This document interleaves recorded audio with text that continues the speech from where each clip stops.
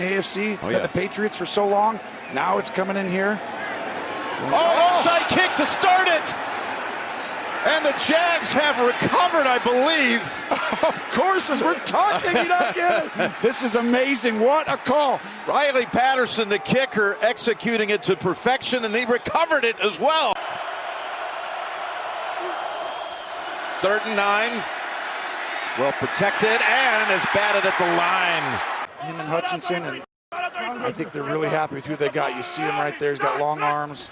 He's that explosive, athletic, and big. 3rd and 8. Can they get the Chiefs off the field? Mahomes going to work the legs again, just like he did last Sunday night. And he picks up the first down. Go, go. Rolling out. Now he flings it wide open. Several ailments. But he's a game day active. 3rd and 8. Found him. Smith-Schuster at the 12. Not going to drop it this time. Marked at the 13. Pacheco. Lost the football. And out with it is Jacksonville. It's Devin Lloyd, the rookie out of Utah. And a red zone takeaway. Goes back a couple of seasons. They get one right here. But Jenkins comes flying in and delivers the hit. Number 2 is safety, and then Lloyd right here. 29th pick in the first round with the recovery on first down play action. Planting the feet and firing. And this time it's held on to by Kirk. It wasn't touched until now. And 3rd and 2 as Lawrence sees Chris Jones waiting for him and cuts it back inside, and that's closed in a hurry by Willie Gay. And of course, Doug Peterson was on the staff there. Here's the run by Pacheco, and slipping through, mark it at the 33. Mahomes finds an open target. Who else? Kelsey, 40, 30, near the 20, and out of bounds. The problem is now you're doing it, you're running into Patrick Mahomes, who's going to move you with his eyes. Here's another great run. Pacheco butts heads near the 6. Now coming in motion. And on 1st and goal, it's over to Tony, and he tiptoes and tight ropes for a touchdown. His first NFL touchdown. First touchdown, and they get him in a trade. They gave up a 3rd and a 6th. They don't get in these 3rd and shorts. Last week, they had like 13 under 3rd and 5. 2nd and 7, coming after. Lawrence spins away. And he's able to get back out to the 37. Agnew comes in for the Jags offense. And a slot to the left. More pressure. Another sack. Dunlap had him down low. And Jones up top. They'll split that one, I believe. Gonna move Juju over to that right side. And he's open. Smith-Schuster has the first down. Patrick Mahomes last year, 52%, like the highest ever in the NFL. And now this year, they're threatening it again. You get that kind of time, things can happen. Jags say incomplete, 51.5 per punt. Got 2 great punters here today. This one, not his best. Cut up the field to the 27, and now taken off up the middle. What a run. To the next guy, to the next guy, to the next guy, very quickly. They have not converted on 3rd down so far. 3rd and 11 to go screen here. Etienne's going to get a first down. And look at him go all the way to the 31, running behind. Pretend like no one's coming, and then all of a sudden someone comes flying in. Here's Lawrence trying to get the ball out and then secures it instead because they got 2 on the play clock. Not much this year. I mean, they 12 times. Yeah. Second fewest in the league, and that's dropped by Hasty. Etienne back in. Patterson from 51 yards. The season long's 52. Hold on. Nope.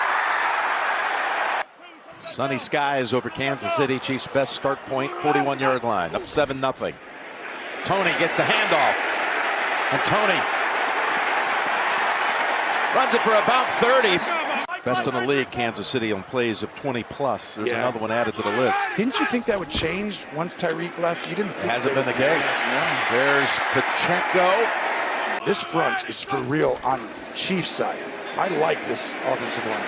Mahomes throws, end zone, touchdown, Kansas City. Valdez-Scantling has his first touchdown reception as a Chief. I think, and so it's a matter of whether they can keep him. First down, quick pass to Kirk. Sidesteps one defender and able to take off. 3rd and 4. Just snapping a 5-game losing streak last week with the 17-point comeback win against the Raiders. And they make the move to get the first. Ingram's close to it. I think he's going to be a half yard short. The penalty call was holding, defensive holding. Wow. How about that? To Tony. Slips right through that tackle. Wow, you're seeing look at him go. You got to be excited as a Chiefs fan right now, Jim. You just saw why he went out and got this guy. So when he had 4 in one game, Zay Jones has come up big on a couple of these crucial situations. Lawrence is looking his way. He's going deep for Jones. Oh, and it's in and out of his hands. No flag. McDuffie with the coverage. So many great coaches have come under Andy Reid. Doug Peterson, obviously, another one in a long line. Dumped it. Kelsey. Juju's come on, though. He's starting to do similar things like that where he has some wiggle room to do that in the offense. Speaking of wiggle, Tony, there's Pacheco. Comes in. That's a very physical team.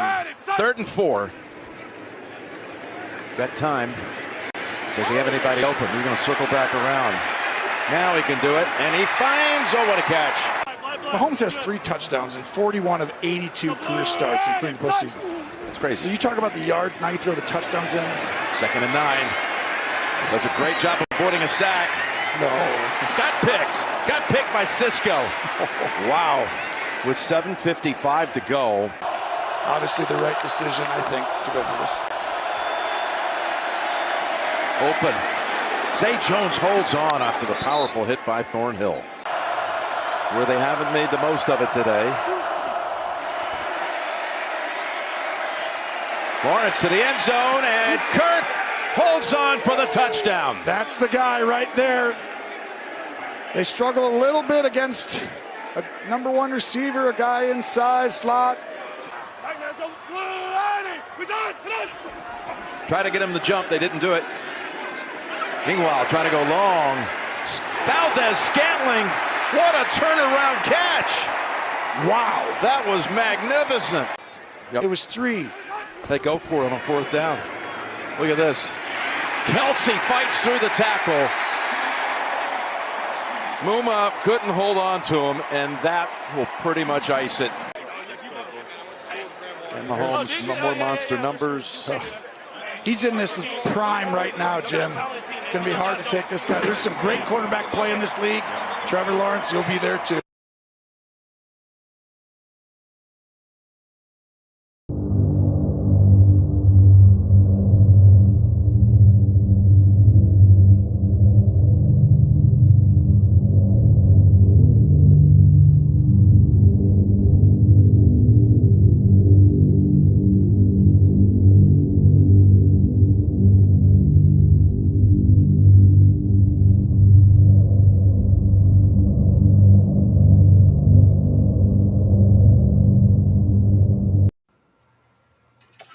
What is going on, everybody? It's your boy Chase, aka CR Media, with my friend James Howell.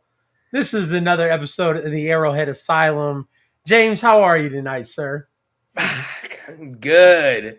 I'm good, man. It was a perfect weekend to be a Chiefs fan, you know. Chiefs win, Broncos lose, Chargers lose, Raiders lose, Buffalo loses. I couldn't ask for more. Couldn't ask for more being a Chiefs fan.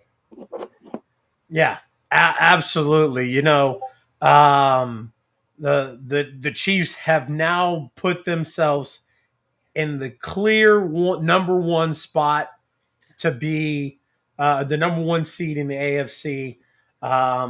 You know, granted, you know, there's still a little bit of football left to play, but as it looks right now, man, the AFC runs through Arrowhead. A couple of shows ago, we were going over the schedule, and I know that we were trying to be like homers, and we were like, I don't think they lose, or I don't think they win every game, and we were trying to pick one game in there that they. I don't know, man. I don't think that they lose. You know, I said Cincinnati. They could possibly lose that Cincinnati game. Now that they've got that number one spot, and they control their own destiny, so to speak. I don't know if they lose another game this year. I'll tell you what, man. Since we're in it, let's take a look here. So we've got the Los Angeles Chargers Sunday Night Football, and we'll get into that game. Then they've got the Rams, and then they've got the Bengals. They've got the Broncos, Texans, Seahawks, Broncos again, and then the Raiders again. I think the Seahawks could give us some trouble. Bengals, maybe. Rams, maybe. But the Rams just lost Cooper Kupp for several weeks. Yeah, I know. My fantasy team just felt. My fantasy team just had to relive that all over again. So yeah, I felt that hit, did it? Yep. Yeah. So I mean, like I said, we'll kind of get into it, but I don't know, man. I'm kind of right there with you again. I feel like this team, they're past the bye. Mahomes is firing on all cylinders. The defense is starting to come together. That pass rush, all these things we're going to talk about tonight. But I really feel like there is a huge possibility that this team could run the table. Like I said, man, we'll kind of get into it. 100%. Absolutely, guys. If you're watching, we appreciate you sticking with us while we got all that stuff taken care of, technical difficulties and everything. I wanted to put on the game highlights for you, so you guys all had something to watch while you waited. I appreciate you waiting patiently. But we're live on Facebook, YouTube, and Twitch. Twitch.tv/CRmedia1988. So if you haven't already, guys, please like, share, subscribe, hit the notification bell so you never ever miss anything from us. James, tell everybody where they can find you on social media real quick. Yeah, for sure. You can find me at Arrowhead Asylum. You could contact me directly. It's at Arrowhead Asylum, or on Twitter, it's at James Howe1. And that's the best way to get a hold of me, is either on Facebook at Arrowhead Asylum or at Twitter at James Howe1. Absolutely, and I'm gonna kind of go through mine as well. The tagline is right there at the bottom of the screen at CR Media 1988, guys.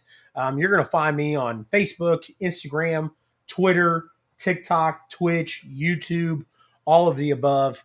We're also live on Sports Empire Network, Sports Empire social medias. You can find them on Facebook, Twitter, Instagram, TikTok, and we're growing immensely over there.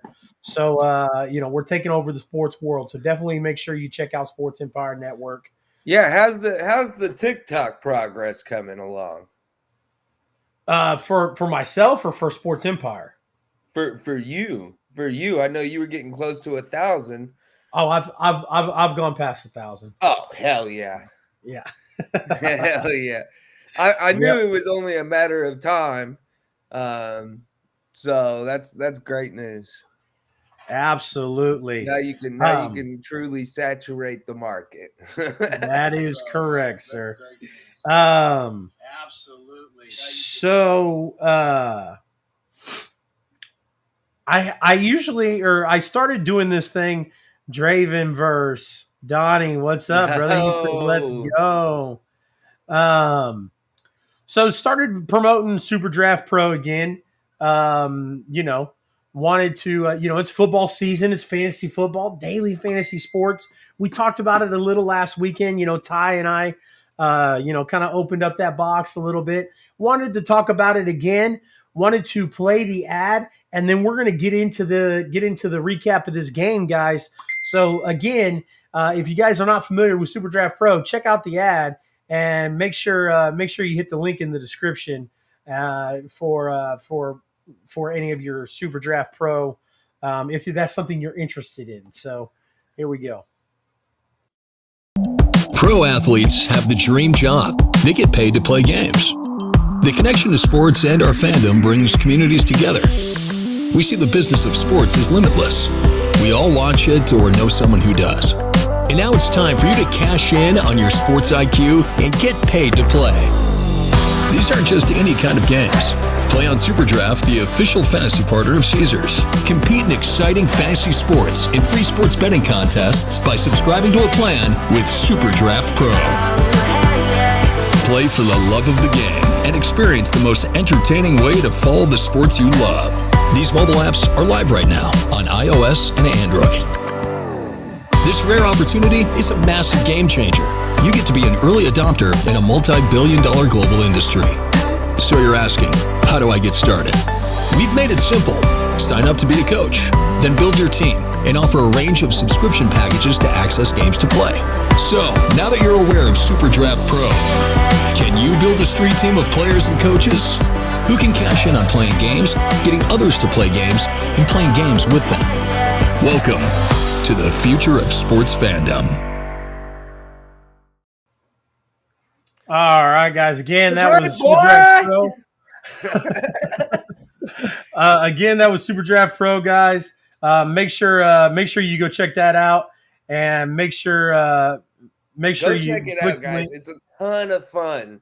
If you like fantasy sports and you're into that daily fantasy football or baseball, basketball, I know I do both football and basketball. I'm big into fantasy sports. I have a blast. I have a blast on Super Draft Pro, and it's really, really fun. It's super, super cheap. $20 can get you your monthly subscription, and you play as many games as they have available there for you, and it's a way better bang for your buck.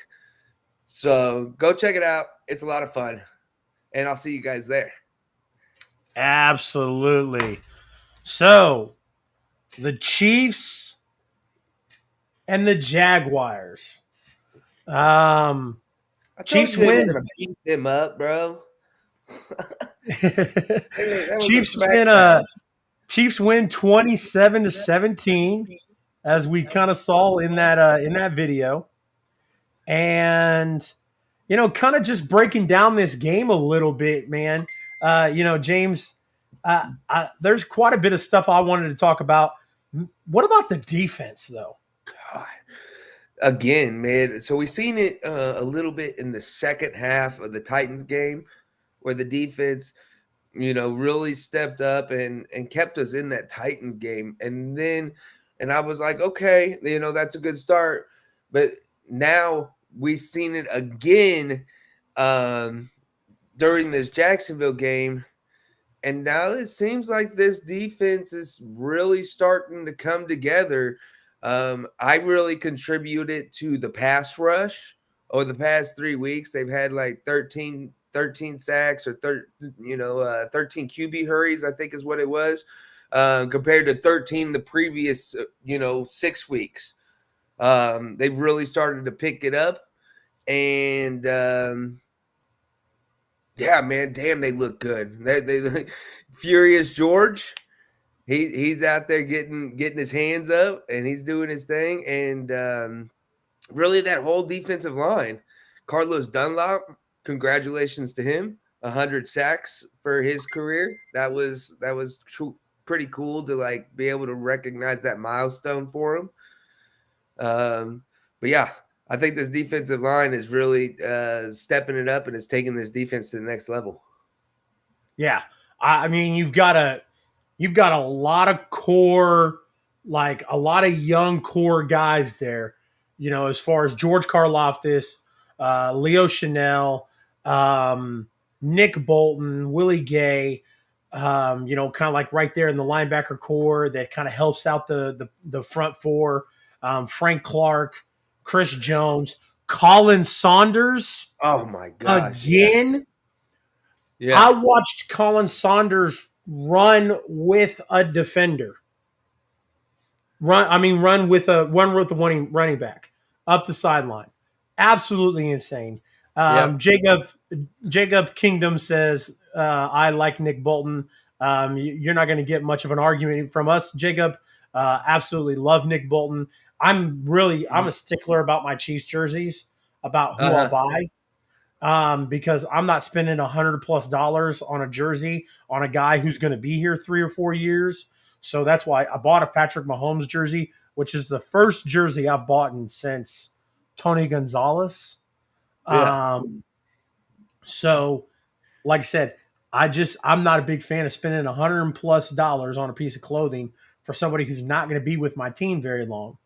But I've got a Nick Bolton jersey coming through. So, especially now that he switched back to he switched to 32. And that's a good pickup there, Nick Bolton. I also want a Creed Humphrey jersey. For the same reasonings as I also don't want to spend a bunch of money on a jersey for a guy that's not going to be here. Creed Humphrey's going to be here. Nick Bolton's going to be here. Absolutely. So, just the way that defensive line and that pass rush has stepped up the past few weeks. Like I said, all the notable names, all the rookies, but then like some names that aren't noticeable. Colin Saunders, guys like that are really stepping up. Like I said, it's a great time to do so, man, because it's November and December. Like, this is where it's gonna get decided. Home field advantage and stuff like that. So for the defense to be able to back up, what the offense is doing, and we're gonna get into that, man, because the offense. Kadarius Toney making an impact already. Let me just say this. We made this trade. Tyreek who? When we made this trade, I was like, a 3rd round pick for a guy who hasn't played, who's unproductive, who like has no resume whatsoever. I was like, okay, he's a quick guy. Cool, but we gave up a 3rd and a 6th round pick for this guy. Like, what is going on? And then boom. I watched his route running the first week in the couple plays that he had. It was good. I was like, man, that could be something. That's nice. That could be something. And then this week, he comes out and he's proving to be worth the 3rd round pick. After having a small role in the Titans game, he comes up big in this game. 4 receptions, 57 yards, and a touchdown. Mm-hmm. Like I said, he is. He is. Look who rears rears their massive fandom for Mecole Hardman. But yeah, and then Isaiah Pacheco, he's putting himself out there more, solidifying his role in this offense. 16 carries, 82 yards. I mean, for a 7th round pick, dude, I can't keep like harping on how awesome Isaiah Pacheco is to be a 7th round pick. It seems like Clyde is an afterthought now. But does it? I mean, with the which is crazy because like I don't really think that Clyde ever looked at Derek Gore, Darrell Williams, Jared McKinnon. I don't really think he ever looked at those guys as competition. But man, since Isaiah Pacheco has stepped up, I mean, you've seen Clyde Edwards-Helaire. Now, granted, I think against the Titans, the run was little to not there. And the Titans defense was good. They were shutting down the run. But I mean, like I said, prior to that, Clyde has shown a lot of great improvement this year. And then, like I said, Isaiah Pacheco stepping up, doing what needs to be done. Kyle Edwards says the Chiefs look like they will be able to unlock the potential in Toney that the Giants couldn't. Yeah, man, I just about the quarterback. Like I said, I'm growing to be a big Kadarius Toney fan. But there is just something odd to me that the guy doesn't want to play. He's constantly hurt. He was hurt when we made the trade for him, according to the injury report.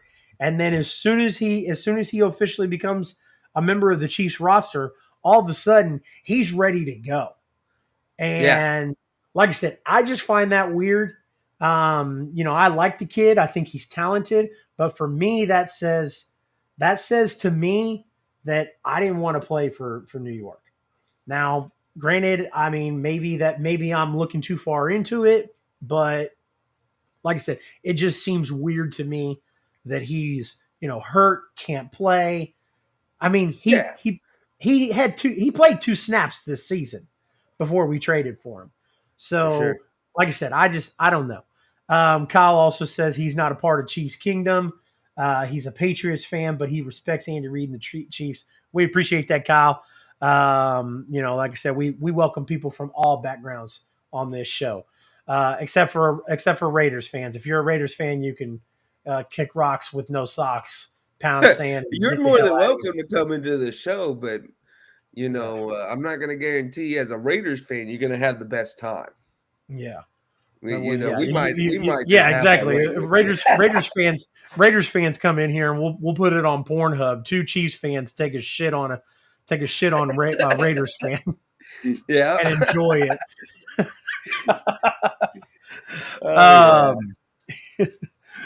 But so Patrick Mahomes in this game shared the love. I know when I mentioned Kadarius Toney, you said Tyreek who. Now, all jokes aside, I've gone on record several times this year stating that Tyreek Hill is an elite wide receiver. Because he can go from, he looked great with Alex Smith. He looked phenomenal with Patrick Mahomes, and he's looking really great right now with Tua. So, I'm not going to take anything away from Tyreek Hill.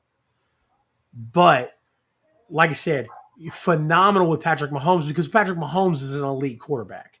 Yeah. So you put, Patrick Mahomes, and like I said, I've said it once, I'll say it 100 times. Tyreek Hill was the crutch, was the bar lock on Patrick Mahomes because if it made Patrick Mahomes comfortable enough to say, F it, Tyreek's down there somewhere. Yep. Right? Now Mahomes is unlocking more potential, making more plays, doing more things out on that field by spreading the ball around. So much so, we had 4 different people catching touchdown passes. Travis Kelce, MVS, Kadarius Toney, and Noah Gray. 4 different weapons. Noah Gray is having a great couple of weeks too. He is. And good for those guys. Good for that young core. Good for that young core of guys that they have backing up Travis Kelce. Your boy Jody Fortston, Noah Gray. Both of those guys. And it's crazy because like every single time I'm like, oh, Noah's out of the picture and Jody Fortston's in there catching passes and doing great things. Then like the next week, it's like Jody Fortston's on the bench and Noah Gray comes in and starts catching passes. Like I said, you're watching Mahomes close the gap and close the argument about who the best quarterback in the league is right now because of the fact that Mahomes is spreading the ball around to not just Travis Kelce, but to, Noah Gray, MVS, Kadarius Toney. That this game was fantastic. One of the things I do want to say, my good friend, the real Josh Elliott, comes in here and says, there's always next year, guys. That's what I always say. He's a Jaguars fan. For those watching that aren't familiar. Hey, I believed in the Jaguars at the beginning of the year. I really did. I thought, remember I told you I went on record and I said that they were going to win the AFC South? That was one of the worst takes I've had all year long. But Well, I mean, who before I continue on, who do you think is going to win the AFC South? that was the point at the time, is who's it going to be? And no one's really stepped up. I think it's going to be the Indianapolis Colts. Jeff Saturday's Indianapolis Colts are going to take the South. That might be the worst take I've had so far. Yeah, I'm glad you brought that up, because I don't know if you saw it or not. We have quite a bit of Chiefs stuff to talk about. So I left the NFL section of the show empty, which we've kind of done a couple of times. We kind of wanted to split the show, to not just appeal to Chiefs fans, but to appeal to NFL fans. So we kind of like leave the second half of the show to NFL. But we've got that one topic, and we'll talk about that one topic towards the end. But I want to talk about Juju Smith-Schuster. In the second quarter of the game, Juju took a humongous hit from Jaguars safety Andre Sisco. He was helped to the locker room after a scary, scary scene on the field. There's nothing that makes my skin crawl more than when I watch a player hit the ground and their body goes stiff. Like, my skin crawls when I see it on UFC, and I immediately I gasp. I'm like, oh my God, dude, oh shit. And then but to watch it on the football field is because those guys aren't out there hitting each other in the face and hitting each other in the head. As like UFC fighters are. So to watch a football player do it, it's scary. Like I said, it makes my skin crawl. But the other thing about that dirty hit. I'm just gonna come out and say it. That was a dirty fucking hit, and Andre Sisco is a POS. I don't know if I'd call it a dirty hit, but it definitely warranted a flag. The fact that he came out and did it again to MVS, it is why I say that was intentional. He did that shit intentionally. And honestly, it really pisses me off, because what do we always say, right? We want consistency in calls from the referees. So then we turn around, and in the 49ers game, Greenlaw gets ejected for a hit that probably wasn't even his fault. And, the target area had changed, and he hit somebody in the head. Gets ejected. But we as Chiefs fans can't even get a fucking personal foul call. Sorry for the language, but they got me heated. Yeah. I agree. That was some bull loaning, bull hockey. And the worst part about it is that a referee actually picked the flag up. There was a flag thrown, and they picked the flag up. Yeah. I could not believe it. So Juju is currently in the concussion protocol. He's going to miss Sunday night. I know you kind of giving your thoughts on it as well. Here's my thoughts on it. You're so worried about player safety, which is funny, because if you go back after those first couple of weeks with Tua, we had that baloney call on Chris Jones for roughing the passer. It was on Derek Carr, wasn't it? Yeah, it was on Derek Carr. Roughing the passer, and he had the fumble and whatnot. And you kind of brought that up and kind of segued exactly where I'm going, man. Consistency. So you're worried about player safety. You heightened up the security on, so to speak, on roughing the passer calls. But then, I'm watching players kneel their helmet down and hit guys, and it's not called. So I'm just confused. Like I said, consistency is key here. If and I get it. Nobody's perfect, especially in a situation like that. But when it's blatant like that, and Oh yeah. I know you're throwing the flag on other games and on other calls.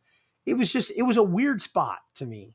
And, I'm not one, I'm not going to stand on here and be like, oh my God, the refs were against the Chiefs. No, I'm not saying that. I'm just saying, as a whole, across the league, when you look at it, there is such a, like, holding, for example, you know, players and coaches and all kinds of people have always said there's holding on every single play. What gets called and what's not is discretion, what they can see, what you can get away with, etc. So I understand like some of that stuff, but when it's that blatant, when there's no gap, like then you've got to say, okay, you got to show me something here. There's got to be some sort of change or clarification on what we're doing as far as taking those penalties seriously, or calling those penalties when they should be called. Like you mentioned, the guy did it twice in the same game. Now, one of the things I will mention, last time Jaguars played in Arrowhead, they got real feisty. I don't know if you remember or not, but that was the game that Kelsey got kicked out of. Uh-huh. You remember that game? Oh yeah. So I find it very funny that the Jaguars were trying again to push Kelsey's buttons, to get him to. I kind of wondered if that was something that was discussed where they were like, "Hey, like we know we got Kelsey thrown out of the game last time, like Yeah. Now I'm not a They were trying to Jacksonville take him out. They Jaguars. were trying to take people out for real. Now I'm not a Jacksonville Jaguars fan, so I wouldn't be able to tell you if the Jaguars have played chippy all year this year. Like I said, I just found it fun. I was like, man, like I feel like they were doing this shit last time they were at Arrowhead. But yeah, man, I it sucks we're not going to have Juju. Obviously it's not a huge massive blow, but you're going against a division rival, primetime game in, I guess you can say, their house. Arrowhead West. Yeah. Yeah. I've now We've wait a never second. lost. I thought We've never lost at Arrowhead West. yes. That's Well, is SoFi Arrowhead West or is SoFi. That's what I would consider Arrowhead West gotcha, for this gotcha. week. Yeah. Now, so what is Vegas in? Arrowhead South? No, that's Arrowhead West. Just different weeks. So the Germany billboard, man. I saw you had this in the lineup, man, and I was kind of curious about it. So I kind of looked this up. Yeah. So yeah, I thought it was super, super interesting that we haven't played over in Germany yet. But they've already got these billboards, like on the way to the airport, on the way to the game. They got billboards and it says, "Hey, coming soon, Kansas City Chiefs." And then you go and you look at it at different like sales and different figures out there. And Kansas City is one of the biggest fandoms over there in Germany. It's Kansas City, and then it's the Tampa Bay Bucks. It's Patrick Mahomes, and then it's Tom Brady. And so I just thought, I heard this come up on the radio, and I just thought to myself, I said, damn, they are really doing a phenomenal job advertising, the marketing department and everything is doing a phenomenal job trying to get Kansas City to be a worldwide brand. Well, and it was funny because when I saw this on the lineup, I went and I was looking at it, and there is a very big, not rumor, but there's a lot of talk around the league that the Chiefs are going to be the Germany game next year in the 2023-2024 season. So, but that's interesting. I didn't know that. I didn't know that there was a big fandom of Chiefs fans in Germany. Yeah. I didn't know. I wouldn't have even thought about it until just recently. And of course, we had the game over in Munich, and that kind of sparked the thought and whatnot. But yeah, it just happened to come up. I was listening to the 610 Sports Radio, and it happened to come up as a subject there. And I said, well, we got to talk about it on our show, because that was just super, super interesting to me that, that we're already marketing. We're marketing out there in Germany. So, and hey, Chiefs Kingdom is worldwide. We don't have to limit ourselves here to Kansas City. We'll go coast to coast and all the way across the globe. Doesn't matter. Absolutely. Absolutely. So speaking of going across the globe and whatnot, so I don't know what going across the globe has to segue into this, but That's a good try. as of this week, according to AP and a lot of other sports media outlets, if you will, Patrick Mahomes is becoming arguably the clear MVP at this moment. MV Pat, MV Pat, That's MV right. Pat, MV Pat. So That's right. Patrick has one MVP season, and that was his inaugural season, and we'll call it his rookie season because his rookie season he sat out. He started one game his rookie season, but that was the 2017 season. The 2018 season is where he started. He started all games and took the Chiefs to the AFC Championship and were one handprint away from going to the Super Bowl that year. And Pat won the MVP that year. So be kind of interesting to see how that plays out for Pat. But here's what's crazy. Crazy stat to me. They mentioned that Mahomes takes the number one spot for most touchdowns in the first 75 games, and it's only been 72 games.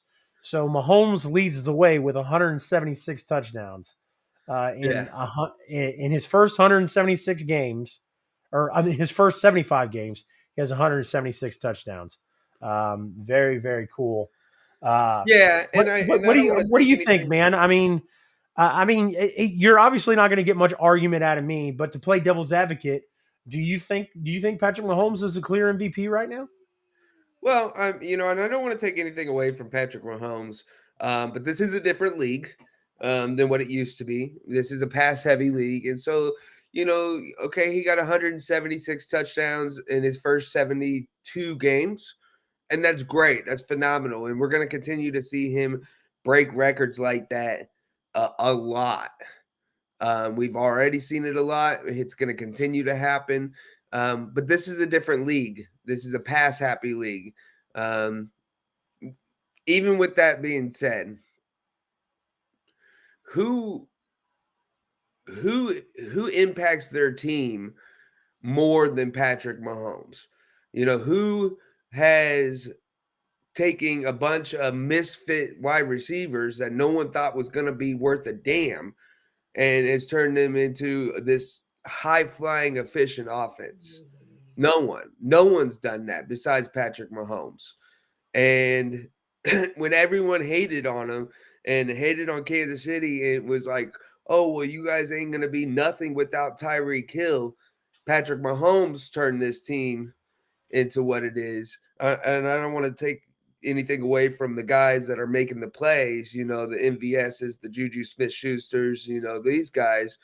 But we all know that great quarterbacks, excuse me, that elite quarterbacks will elevate the play of the players around them.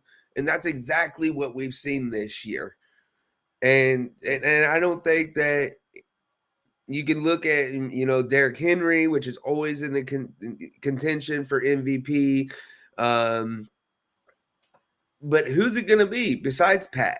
I don't see anyone else. I think I am in agreement that Pat is the clear front runner when it comes to MVP, and I don't even think it's close right now. Yeah, I if you'd asked me a couple weeks ago, I mean, it would have been a little bit closer. Yeah, You know, I don't I don't want to say Josh Allen. I would have said Lamar Jackson over Josh Allen. Maybe that's controversial to some people. I don't think it is. I think Lamar Jackson is carrying the Ravens offense, and their defense is letting them down. Although their defense is starting to show a little bit of good sparks.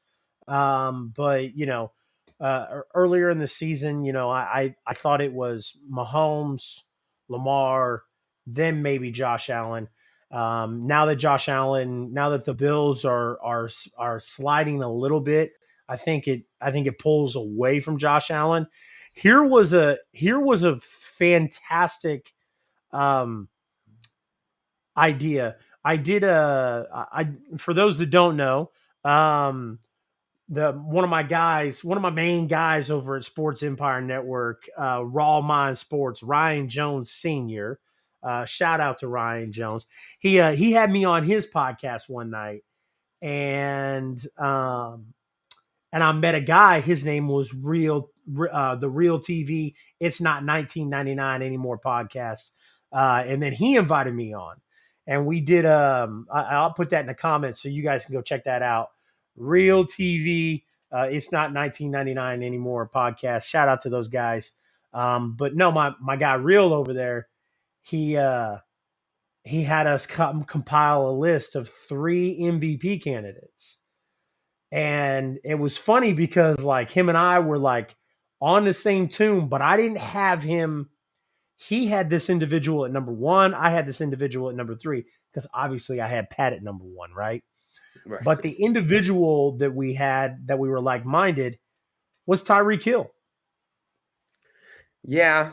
Now, and I can see that, but it's so hard for a non-quarterback exactly to win. Exactly. So the MVP really should just be the now.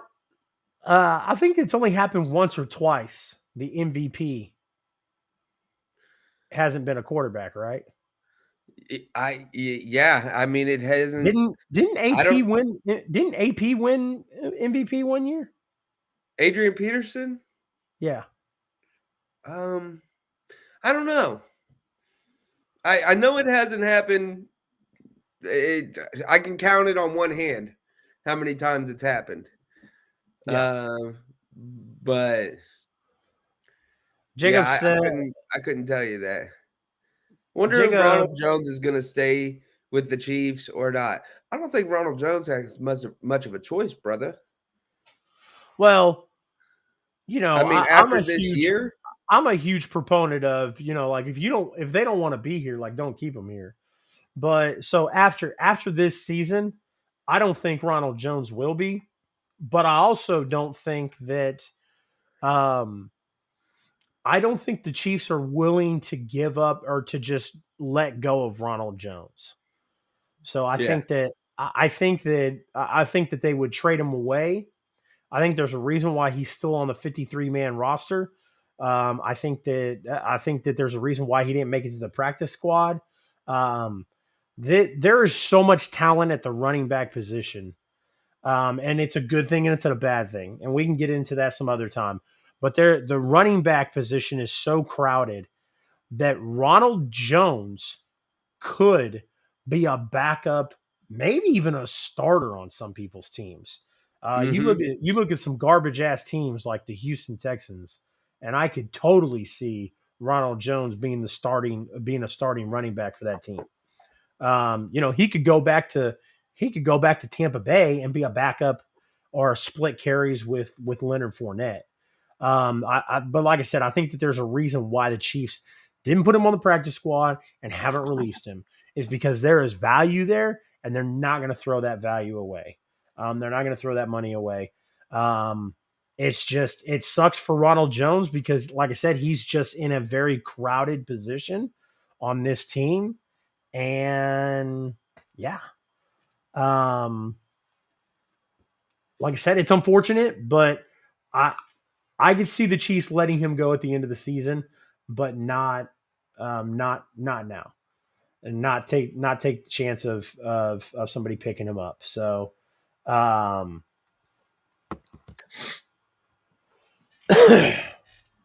so we talked about the Patrick Mahomes thing.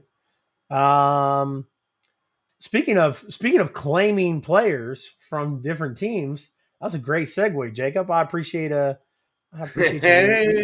doing that for us. Kyle says AP won in 2013, so AP did win. And then he said Dameon Pierce starts in Houston. Yeah, I think Ronald Jones can start over Dameon Pierce or split carries with him. Who knows? But the Chargers waived their former 2019 first round pick, Jerry Tillery. And but since he didn't officially hit the waiver wire until Friday, and the Chiefs were too high on that list, or too far back on that list, NFL teams had until Monday to think about placing a claim. He actually wound up with the Raiders. But what do you think about that, man? Do you think that Jerry Tillery could have came in and made an impact on that defensive line? Who? I mean, probably. I say that joking around, but I had to go look the guy up, and was like, who is this that is on my rundown right now? And so I don't really have much of an opinion about it. I mean, I've been pretty impressed with our defensive line as of recently. So, I mean, he would have been a great rotational piece, but I don't know who you give up, whose playing time are you giving up to bring him in here? I'm so glad you said it, man, because I agree. I didn't really think it was. I mean, I obviously like the pass rush, like the talent is there, and we'd like to see it get better.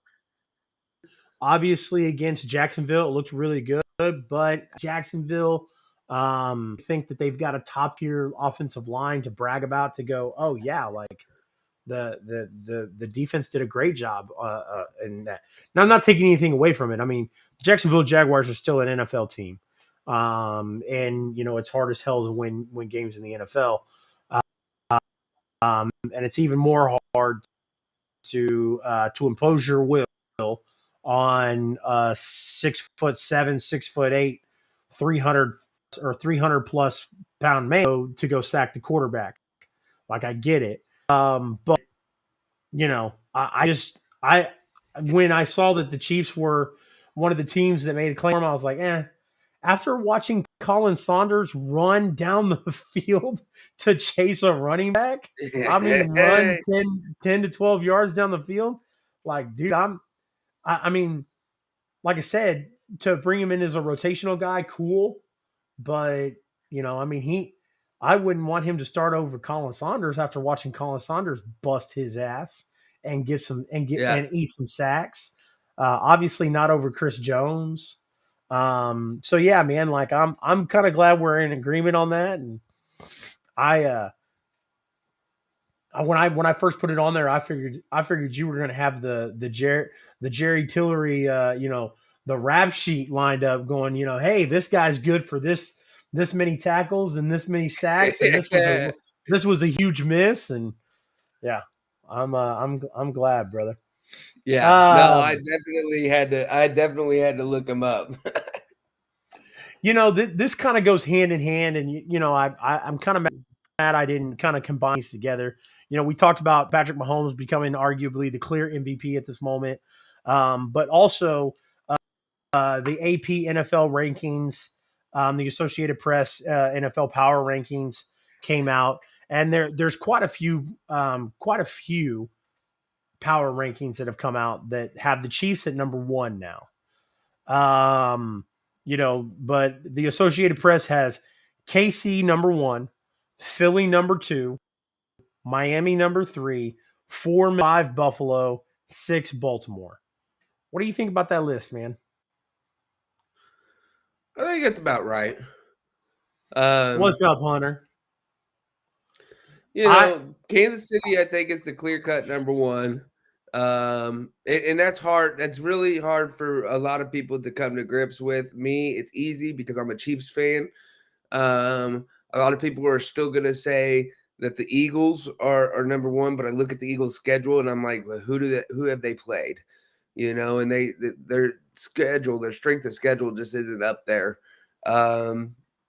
So from looking at it from almost like a college perspective, you look at strength of schedule and margin of victory, and I think it's the Chiefs at number one, Eagles at number two, and the Bills at number three. And then I don't remember what you said exactly. Was the next? Let's see. It's Miami at number three, Minnesota at number four. See, I would put the Bills at number three. And I just don't believe in Miami yet. Miami just hasn't. I don't know. The quarterback play is good. It's just not. I'd like to see more of it before I'm convinced, right? Because it's all about consistency. We've seen Josh Allen be good for years now. So I would put Buffalo at number three and Miami at number four, Minnesota at number five, and that's it could go several different ways after that, but that'd be my top five would be KC, Philly, Buffalo, Miami, Minnesota. Yeah, but one thing to remember is that these are weekly power rankings. So, it's going to go based off of, the past week and obviously the season. With Minnesota and that crazy overtime game with Buffalo, I'm okay with Minnesota being over Buffalo. Maybe I'm going to garner some heat from this. But as a Chiefs fan, I still don't think Philly should be number two. They lost. They're lower than that.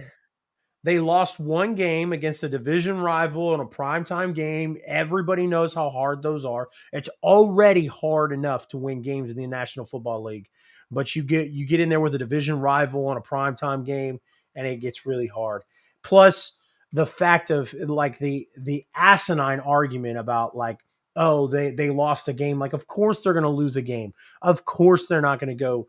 Of course they're not going to go undefeated. One team in the 100-year history of the NFL has gone undefeated, and that was almost 50 years ago. And it was almost 50 years ago, and they've added more games to the schedule since then.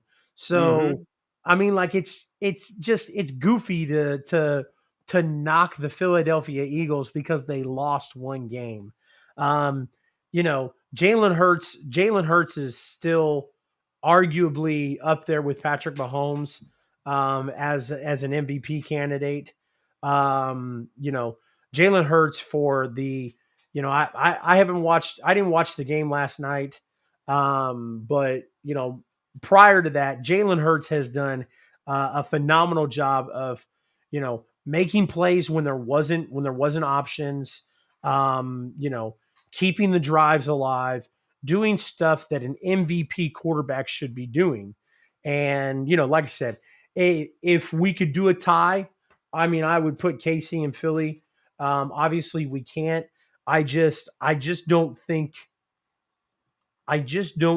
based on based on one loss to a division rival at their house garners Philadelphia losing their number one spot. I find that a little odd, but that's okay. I mean, I'm still cool with Kansas City at number one, but like I said, if it was me, I would swap. I would put KC at 2 because KC was at 3, so I would put them back. I would put them at 2. I would leave Philly at 1, and I would put Minnesota, Miami, then Buffalo. So that's You think how Minnesota's that good, huh? You think Minnesota's that good, huh? Absolutely. I think they're good. I think they got a great defense. I think Justin Jefferson is arguably one of if not the best wide receiver in the NFL. I think they just damn near won the Powerball in that last game in order to win it. Hey, let me tell you something. I saw a meme, and it might have been Chiefs Kingdom memes, which is a fantastic Facebook page. If you're a Chiefs fan and you don't follow Chiefs Kingdom memes, you should. If you have a sensitive butt though, you definitely shouldn't follow it. Oh yeah, especially Farzine. Farzine will let you have it. Yeah. But no, Chiefs Kingdom memes posted it. It might have been them. It might have been somebody else. But it said after the Minnesota game, Bills fans are now clamoring for the NFL to change the overtime rules back to what they were. Yeah, because Josh Allen can't win in overtime.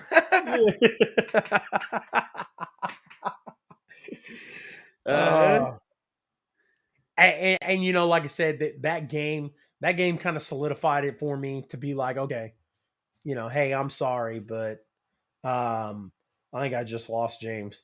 I think he told me his laptop was dying, but he was going to switch over to his phone. Oh, nope, he's still here. Never mind. But yeah, man, that game and watching Josh Allen do that and blow that kind of solidified it for me about the Bills and pulling Josh Allen farther away from Patrick Mahomes and the Chiefs as far as that goes. Just in case anybody was wondering, I am not wearing a Las Vegas Raiders shirt. I'm actually wearing this Chiefs shirt that I got from an NFL store in Las Vegas. So, yeah, definitely dig that. So, Dravenverse says that's right, boy.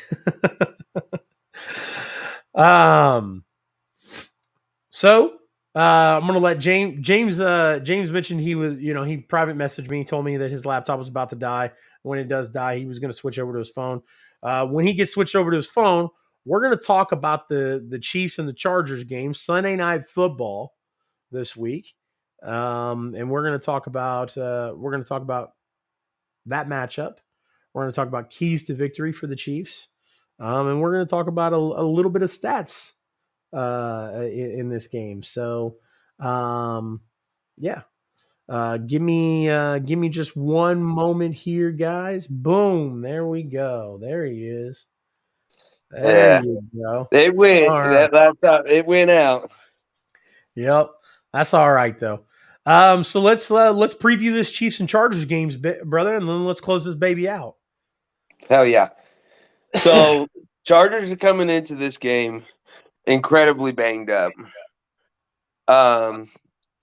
Don't let that fool you though, because this is a desperate team. Right?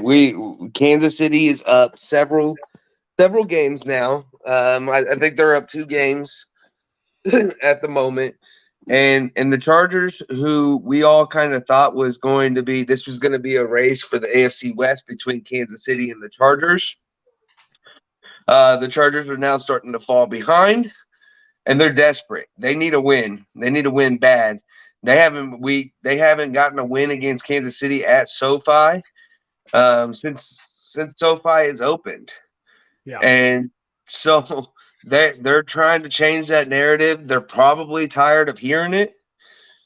And they're going to come out and 100% going to be a feisty group this Sunday. Give me a second. Yeah, no problem. So yeah, this is going to be a huge, huge divisional game. Let me see here. Yeah, they try not to miss the playoffs 2 years in a row. What a disappointment that would be if the great Justin Herbert ended up missing the playoffs for the second year in a row. Yeah, which is crazy because preseason, everybody had Justin Herbert, uh, Joe, um, Joe Burrow, and Josh Allen and Patrick Mahomes all in the same conversation. Like, I mean, everybody was talking about how great the AFC was looking with those four young quarterbacks. And now, like, obviously, like Joe Burrow, I'm not going to knock on Joe Burrow. I think obviously they have a lot of offensive line issues over there. When a guy gets hit that many times, obviously, like I don't think it's all Joe Burrow, but I mean, I still think Josh Allen is an elite quarterback in the AFC, but you're watching Herbert like fall back so much, and there's a lot of things that can kind of play into that. Obviously, they've had some injuries. Um, Brandon Staley. I don't think Brandon Staley is I don't think he's going to be there much longer as head coach.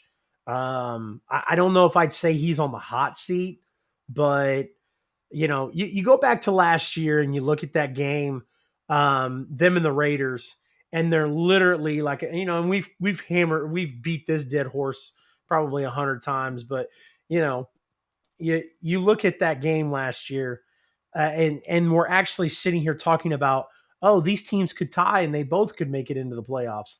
Like, and then you lose to a team that shouldn't have been there, and you let them go in, and it was a disaster. But this game Sunday, was flexed to Sunday Night Football. I don't know if that should have been the case. Because like I said, the Chargers aren't looking like a playoff team, which is nuts because at the beginning of the year in the preseason, we talked about I made a bold prediction that there could be 3 AFC West teams that make the playoffs. Yeah. And now it doesn't look like that's going to happen, guy. I mean, there's No. still quite a bit of football left, but I mean, the Chiefs could be the clear-cut team in the AFC West to make the playoffs, and that's it. Yeah, AFC East is a different story. Yeah, but yeah. I mean, no one really saw that. And that's what's crazy is nobody saw that because in the preseason we talked about the AFC East, and I thought it was I mean I think we said Miami because Tyreek going there, but didn't think that it would be the situation that it is, but yeah, the Chiefs the Chargers haven't beat the Chiefs in SoFi Stadium. So obviously the Chiefs are going to be favored by Vegas. They're favored by 5.5 points. The Chargers are 5-4, man. So they win this. I mean, they're still at 500 at 5-5, but like I said, just because you're 500 doesn't mean you're going to make the playoffs. So, yeah. But if and that's what I was saying is if they want any hope to making the playoffs, it starts this week. Yeah. They have to beat Kansas City if they want it. And so they're going to come in desperate. I don't know if it's going to be the same level of desperate as what the Jaguars were, to where they're doing onside kicks to start the game. I'm not sure it's going to be that level. But they're going to come out here. They're going to give us their best shot. I guarantee it. Yeah. Now, as far as injuries go, the last I heard yesterday was that Mike Williams and Keenan Allen could potentially play in this game. It's still unknown and it's still up in the air. Now, that would be great for the Chargers to get both of those weapons back. So that would help put a little bit more confidence on them. But dude, if neither one of those guys play, this could get ugly really, Yeah. really, really fast. And on the flip, I went on record after the Chargers game, and I thought that the Chargers would have won that first game if Keenan Allen would have played. Yeah. And so that's a huge gain. If he can play this week for the Chargers, that's a huge gain for them. And we're gonna have Kansas City has had troubles guarding that number one wide receiver. Mike Williams has historically just pounded the Chiefs. Yep. And if we have both of those threats to worry about, that could spell a lot of trouble. Absolutely. And Keenan Allen is extremely talented, but make no mistake about it. Keenan Allen is a first-class grade A bitch. He's been a bitch. He's been a bitch. He'll always be a bitch. He's a bald-headed, biscuit-eating bitch. Nothing against bald people, James. But when you're Keenan Allen and you look like a milk dud, you're a bitch. So, I cannot stand Keenan Allen. Keenan Allen was the dude that said that some people would get exposed when Tyreek Hill got traded. I don't know who he was talking about, but I know he wasn't talking about my quarterback because I don't know if you know or not, but Patty's up for an MVP, and your quarterback is sucking the teat. So. Yeah. Suck on that, bitch.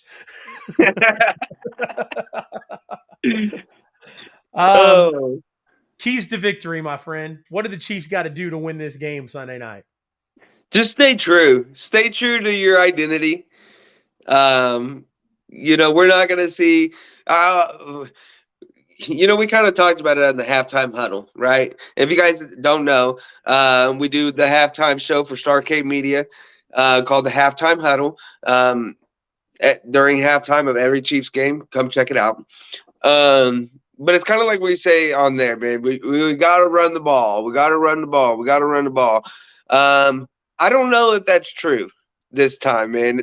To me, I don't want to say we got to run the ball because that's just not Kansas City's identity. Absolutely. And we have to. Kansas City has to stay true to their identity. That doesn't mean go out and throw the ball 68 times, but a nice balanced attack. 2/3 pass, 1/3 run. We'll get the job done. And then defensively, it starts with the pass rush. The defensive line has to continue the dominance that they've had over the past 3 weeks. Carlos Dunlap has really emerged since Frank Clark has been out. And so I love to see that. Colin Saunders, Chris Jones, Sack Nation, the whole group of them have really stepped up. And so that's got to continue. We have to get Justin Herbert off of his spot and get that internal clock rushed a little bit. Yep. Agreed. That's it for me. My keys to victory are, like I said, I said in the halftime huddle, running the ball and all that other stuff. And I said, but the Chiefs just needed to pull away. It's the same thing here, man. It's November. It's after the bye. It's November football. We're getting into December. Dude, we're already halfway through November already. By the time we play this game on Sunday, we're going to be on the back end of November.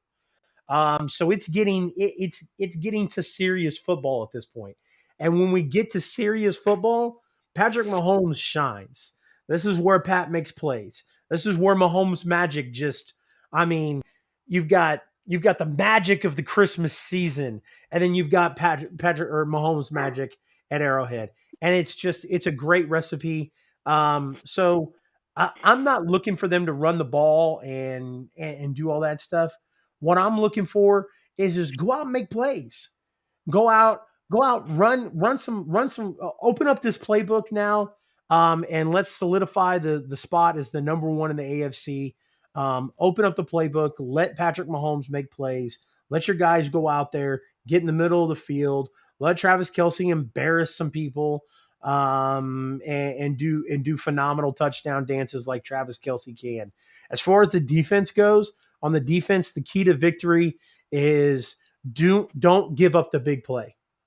That's right. Let the Chargers nickel and dime us. That's fine because they can't keep up with the offense. That's just how it is. They cannot keep up with Patrick Mahomes, Travis Kelce, Kadarius Toney, no Juju Smith, but I mean MVS, all these guys, Isaiah Pacheco, Clyde Edwards-Helaire, Darrell Williams, all these guys that the Chiefs have at their disposal. For all these weapons that the Chiefs have for Patrick Mahomes. Let Patrick do that.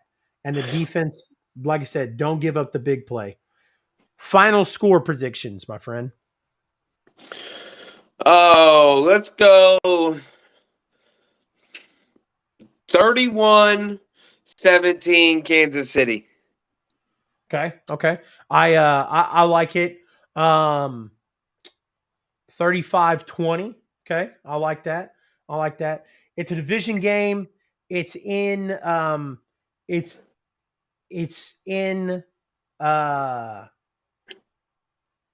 SoFi Stadium. Granted, the Chiefs have never lost. Granted, all that good stuff. The stat that clears my mind is the Chiefs putting up at least 30 when they're not at home, which is nuts because we all love Arrowhead and Arrowhead and the crazy, atmosphere that Arrowhead is. But for the fact that the Chiefs put up at least 30 points when they're not at home, I'm going 33-17 Kansas City. I think the first half, maybe the first three quarters, the Chargers try and keep it close and they're on Kansas City's tail, but then I think that they pull away. So Donnie says 35-20. Jacob says 38-20. Lennon says, "Hey guys, appreciate you joining, Lennon." Yeah, man, that's my final score prediction. Oh, Lennon getting on the action. Lennon says 36-17 Chiefs. Yeah, we got a lot of 17s. Yep. I said 31-17. You said 33-17. Yep. Yeah, he said 36. Always I like 30 it. On the road. I don't hate it, man. So I think that'll do it for our Chiefs coverage, our Kansas City Chiefs coverage here at Arrowhead Asylum. But I wanted to talk about this. Like I said, we're sitting a little over an hour. I know we kind of, let the game footage play. So, I mean, we really aren't at an hour, maybe right at an hour of showtime. But I wanted to do this before we close out the show. I want to talk. You mentioned the Jeff Saturday thing. Hey. And, yes, sir. Let's talk about this for a second. Let's talk about all the guys. Now, obviously, it's the middle of the season. Frank Wright was let go in the middle of the season. Obviously, they can't interview guys like Brian Flores, Eric Bieniemy in the middle of the season. But you've got Reggie Wayne on your staff and all these other guys on your staff. You reach out to a guy who was doing analyst for ESPN to come be your head coach, a guy who has no head coaching experience at the collegiate or professional level, other than, he's coaching high school football. By the way, his high school football team is like a 3 or 4 win team. Like it's bad. It's not anything. But with all that being said, he beat the Raiders. Yeah. Yep. Hey, I'm just waiting. I'm waiting, and I'm going to call it now, but Jeff Saturday is going to hire Peyton Manning as their QB coach. What do you think? I don't think that. I think I could see Peyton coming in to be like a player personnel almost. I don't know if I see him coming in to be like an assistant coach or a defensive coordinator or something like that. I can see him taking up a role like John Elway took at I think it. I think I could see him taking up a role like John Elway took with the Denver Broncos. But I couldn't see Peyton on the sideline. Taking being under somebody as a head coach. You know what I mean? Yeah. As an I assistant think coach. You know what I mean? I couldn't see somebody being like the head coach, and then Peyton Manning being like a quarterback's coach or a defense, an offensive coordinator or something like that. I feel like Peyton would want to come in a higher position than that. Not wear hoodies and gear when it's 20 degrees outside. Peyton likes wearing a suit, and I think Peyton belongs in the skybox watching the game. So like I said, I could see him as a not a GM role, but like a personnel role like John Elway was. Yeah, no. But we've talked about the Chargers, and I want to talk about the Raiders. Have you ever seen a team in such flux? I heard a theory that Josh McDaniels is out there. Like, I heard a theory that they hate Carr. They hate Derek Carr, and that they're tanking this year so they can get rid of Derek Carr. Like, he's tanking the entire year so they can get rid of him. Really? Now, I don't know. That's like a borderline conspiracy theory, Yeah, because in order for that theory to work, you'd have to Derek Carr would have to be in on it because he's played like dog shit. Well, he knows. That's why he's crying at the podium. He knows his time is coming, or his time is damn near up. So here's my thing. A couple of things. I meant it when I said it at the beginning of the year that Devontae Adams was not an elite wide receiver. I still believe it. I think that Josh McDaniels has no business as a head coach, and I think that Mark Davis doesn't care about Raiders fans. Hence, why he moved the team from Oakland, Los Angeles area to Vegas. Now Raiders faithful travel very well. And the Raiders fans are kind of all over the country. They're kind of like Cowboys fans. They're like Cowboys and Raiders fans are like roaches. Where there's one, there's 10,000. And they're always hiding somewhere. They never come out of hiding until they smell the sugar. When they smell the sugar, that's when all the roaches come out. And that's when you'll see the Cowboys and the Raiders fans come out. Donnie says, yo. Is Donnie a Cowboys fan?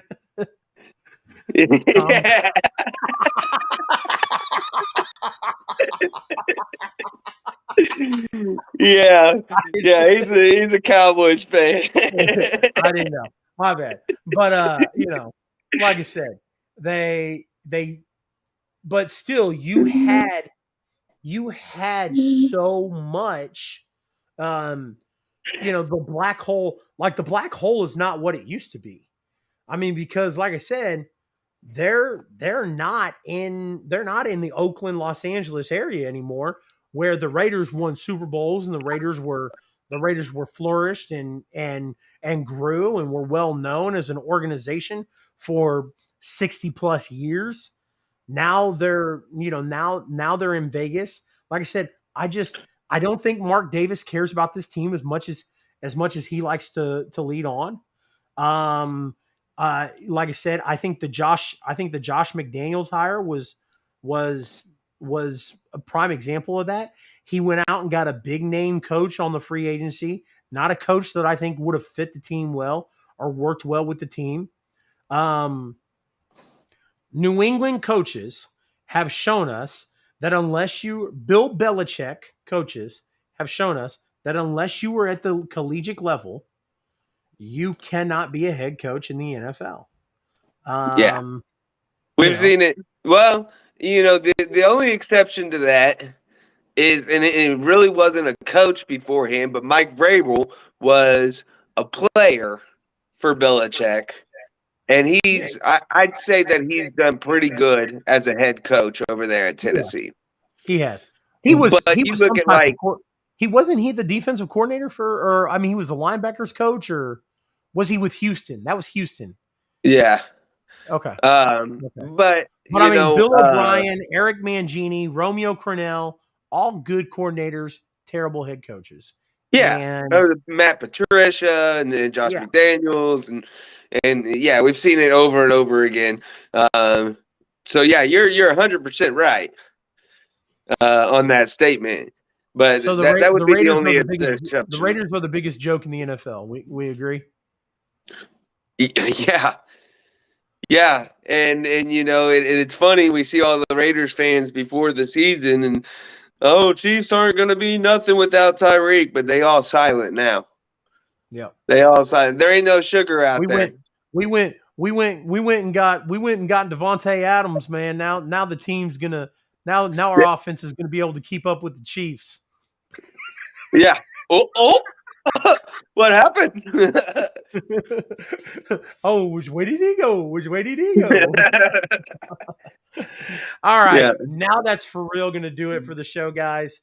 We're going to close out. We're going to plug some partnerships. The first thing I want to talk about is Sports Empire Network. Sports Empire Network is growing. We're expanding. We're if you're worried about where to get your breaking news, definitely check out Sports Empire Network. We got it for you all the time. As far as content goes, yours truly, this show, Arrowhead Asylum, is on Sports Empire Network. You got other great shows, exclusive shows to Sports Empire Network, not just content shows or content creator shows like what me and James have brought to Sports Empire Network, but they've got the And One podcast show. Fantastic show on Friday nights. They talk about basketball. Saturday, they got the big dogs on campus. They talk about college football on there. Phenomenal show. Yours truly hosts the Sunday morning drive. We break down the NFL games for Sunday, do predictions on Sunday morning. Like I said, just a lot of great content, articles. My friend Lennon that was just in here, he proofreads all the articles, edits them, and then posts them to the site. And we've got a lot of great guys that are doing articles for Sports Empire Network. So like I said, if you haven't already, make sure you're following Sports Empire Network on all forms of social media. Speaking of media, CR Media. Friend Josh just put in there. He put in my link there. He also put the Discord in there. If you haven't joined the Discord already, make sure you do so, man. We're the community in there, and we're trying to just kind of build an area for us to hang out when we're not doing this. When we're not on this. What kind of show? Legendary podcast. Sorry, right. I had to get into that one. Yeah. When we're not on here, we're hanging out in the Discord, and we'd love for you as well. So make sure you check out that link that my friend Josh just put in the chat. But if you're a professional wrestling fan, I know this show is mainly about the Kansas City Chiefs and about the NFL.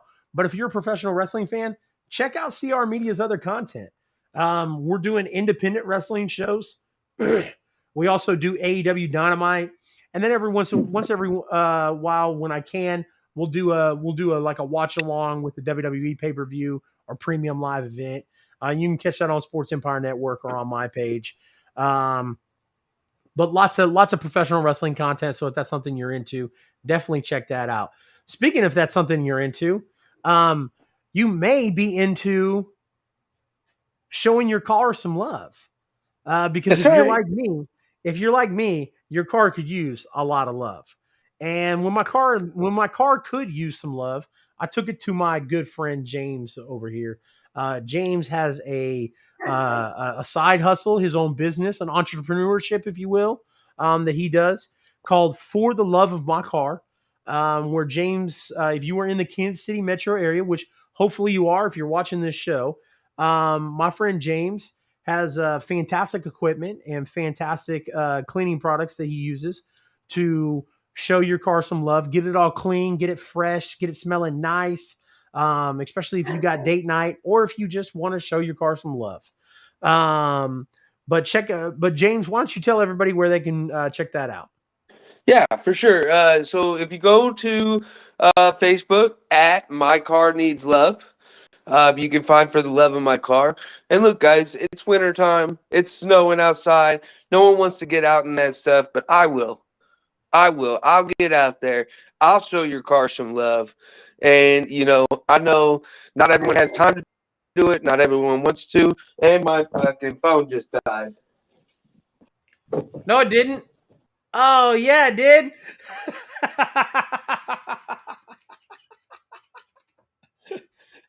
And my phone just died. I was like, no, it didn't. Yes, it did. He gone. But yeah, guys, make sure you check out For the Love of My Car on Facebook. If you are in the Kansas City area, make sure you check out James and what he's doing over there. The last thing on my list, or one of the last things on my list, is the halftime show, the halftime huddle on Starcade Media. James and I do the 15-minute halftime show for Starcade Media for the Chiefs games. We will be live at halftime during the Chiefs and Chargers games this Sunday. So make sure you stay tuned to Starcade Media. Go show them some love, and then check us out on there as well. Other than that, guys, that's going to do it. We went a little over an hour and a half this week. Had a lot of great topics to talk about. I appreciate everybody tuning in, checking it out, staying with us. Everybody on the Twitch side, everybody on Facebook, everybody on YouTube, everybody on Sports Empire Network. So what we're going to do, guys, is I'm going to end the stream for the other places, but we're going to raid out because I've had trouble reminding myself to do that. But it looks like we've got 3 viewers on Twitch right now, and that's okay. We're going to send 3 of you guys somewhere to watch a Twitch streamer to kind of show them some love. Because for those that don't know, my Twitch needed some love, and we got some from some fellow streamers. So I want to pay that forward, pay it back, if you will, and give it back. So for my co-host James Howe, Arrowhead Asylum, for myself Chase, aka CR Media, this has been another episode of the Arrowhead Asylum. Go Chiefs, baby.